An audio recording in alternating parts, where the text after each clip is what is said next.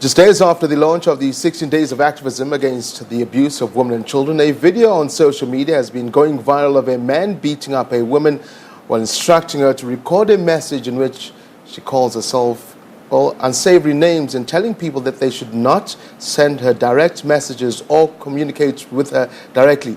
Although this video is now public domain, we here at the SABC will not show the video as our editorial policy is against showing gratuitous violence. Joining me to talk about this incident and many others pertaining to GBV is Senne, who is Not In My Name, Head of Communications. Mo, thank you very much for joining us. I know we called you a short while ago to set up this interview, but where does one start? As a man who has a daughter, I watched in horror in that video someone who probably regards himself as a man barks out instructions to that young lady, beat her up.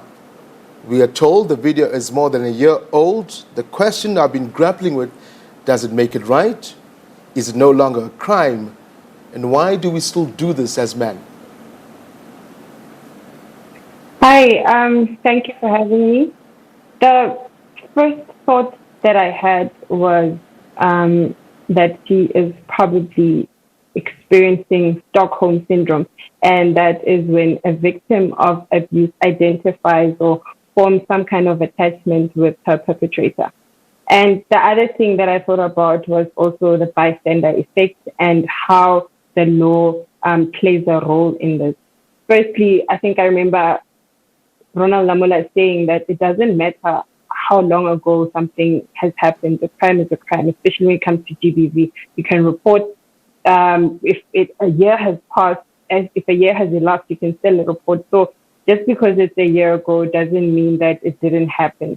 And again, when it comes to the bystander effect, that's when people do not intervene. Now, in the second video where she says that she's fine, she's still being coached, she's still being coerced, and yet people want to just let it go because she said so. No normal person, no sane person would say, yes, I want to be beaten. This is my happy place and I want to be here. So I think that's where we need to start. We need to start talking about where she is mentally. We need to start talking about how the law is enabling this. Because Aya police station, obviously the police had to see this video that they're talking about, but at no point did anybody feel the need to intervene. He is still coaching her right there. So I don't understand. And another thing is that I don't think it's okay that we can go open cases and then decide to withdraw it. I don't think it's okay that we need the participation or consent of the victim in order for the law to intervene in GBV cases. That's possibly where I wanted to bring in my second question, Mo. A lot of people are saying, well, she says they've sorted it out, they are back together, they are fine. Bottom line is, this is still an assault case and the state should intervene regardless when it happened. The same way when we say our kids should not be spanked at school, corporal punishment is banned. Assault is assault is assault, whether it happened 20 years ago or 2 years ago. So this Stockholm syndrome that I speak about, it can affect a whole lot of people, but there is always some kind of power dynamic that is entrenched that usually affects people in toxic relationships who have a power differential, where there's a power differential that exists. So you can also see it in concentration camps. You can also see it in survivors of incest. You can see it in people who have experienced some or other form of abuse, where they, again, I say there is some other kind of power at play. And the first signs that we can see, well, in relation to this video, is failure to cooperate with law enforcement, or rather failure to want to report the perpetrator. And it ends at the point where the victim wants to defend the perpetrator. Because now, you see, this is not something that happens overnight. And since she has been experiencing this for the past year, we can maybe safely conclude that he has successfully put her into a corner where she feels that he does not exist without him, that this is what she probably deserves. Because we first start by blaming ourselves. And then once the perpetrator has isolated you from everybody around you. You have nowhere to go. So he becomes now your sanctuary. And in order to deal with this cognitive dissonance, you start telling yourself that, you know what, or you start looking for bits and crumbs of what's good. You start waiting out the bad, hoping that the good will somehow come out. And in the long run, you no longer see yourself. You don't know where you end and where you start. And that's when it becomes a little bit problematic. And then people don't want to intervene because they're hearing you say that, no, I'm fine. Yeah. But you can see Horomoto Hasap, even in that second video where she's saying that he's fine, he's not okay. And it's very hard then to want to help, but then you don't understand what they're going through mentally.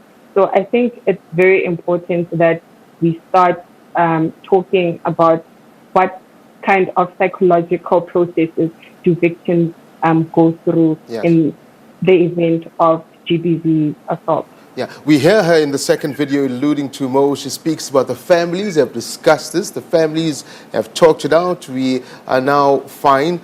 But families, and culturally families, in particular black families, somehow would say we exacerbate the situation where you call an uncle to say, at the end of the day, as you've said, what goes on behind closed doors is that this will continue. It will not end now. And the fear a lot of people are saying, if you're following the story on the socials, and unfortunately all that is not fact, people are scared, saying, well, next time we see something like this, we'll be talking about yet another woman who's lost their lives at the hands of a partner. Yeah, you see, that's where the bystander effect come into play. You can see that there's an emergency situation, but you don't intervene. Sometimes it's at the fear of your own life, or sometimes it's because other people know, so why whenever say anything? So you're putting the responsibility on other people except yourself. And another thing about families and trying to solve it without the intervention of law enforcement, I feel that's also something that reinforces abuse. Why are you solving it as a family if law exists? I don't even understand the need to do that, because then you're trying to say that the law is not necessary, so we don't need to go and report this. And what this tells the perpetrator is that what you're doing is okay. You can continue doing it, but also resolve as a family. And then when you get to a point where, as a family, then you're saying you've exacerbated all your options and you've done all you can, but why are you not calling the police? Why are you not assisting her? Because mentally, she's not okay. Again, I'm going to repeat, there's no sane person who's going to settle for that. There's no sane person who's going to be coached and say things like that on video, and then we think that he's fine. She was beaten up. So families, bystander effect, and culture, the law, I think this is everyone's problem, actually. It shouldn't just be. That's why, Kerry, why do we need her consent or her participation in order for the law to take its course? It doesn't make sense to me. I feel like then everybody becomes an enabler. What does the law say, Mo? Can I, Tabiso, sitting here, having seen the video, go straight to a police station and say, look, I've seen this. This is what I saw online or wherever I found it. Can I open a case against the perpetrator if I have knowledge of who it is? Because some people would say, it was a year ago, so what? What can the ordinary citizen do if they see something of this nature go on? I think what I learned last year, there was a similar case where somebody had to press charges on behalf of somebody else, but that was only because she obtained the consent. So I think they opened something that they call a skeleton docket, or I don't know what that is. But essentially, the police are going to tell you that if this person doesn't come here herself, then we're not going to be able to assist. The police are going to tell you that you need to get actual evidence, you need to stand trials, you need to do this and this and that. So it's going to be very fruitless to even open a case on her behalf. Because like I said, higher police station to go and press charges against whoever she says leaked the video. The police had to have seen that first video. So by bona, there's evidence there. What did they do? Nothing. That guy was so comfortable that he could take another video on a police station. So as people, I think what we can do is mostly focus on our language when we speak about or to the victim.